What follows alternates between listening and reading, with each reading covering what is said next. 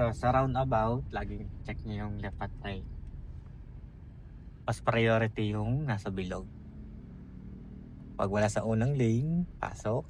Hanggang makapunta kayo dun sa pinaka inner lane. Okay. Kapag U-turn, laging tandaan nyo, nandito sa inner lane kapag sa rotonda.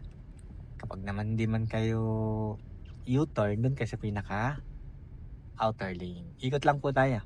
Sanayin ko po dito yung pagtingin nyo ng left at right. So, ikot lang kayo dyan. Sanayin nyo yung pagtingin sa left, saka dito, mga bintana. Check nyo, baka kayo pumatak din dyan.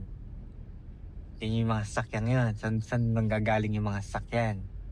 So, tinitingnan doon. Habang kine-check din yung kung saan napunta yung sasakyan nyo.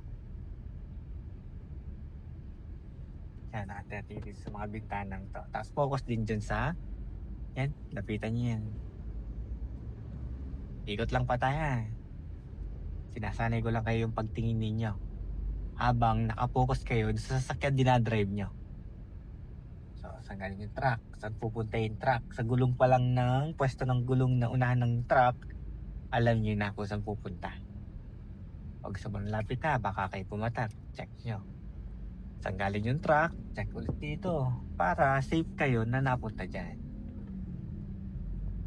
Kaya ikot lang ng ikot. Ito may sinasanay ko lang ha. Hindi yung pagdating nyo dito, ikot kayong 3 beses. Tiyatanggal ko lang yung takot ninyo dito sa rotonda. Kung saan, ano ba ang mga tinitingnan? Hindi natitig sa isang side mirror. Ay pa, isa pang ikot pa ha.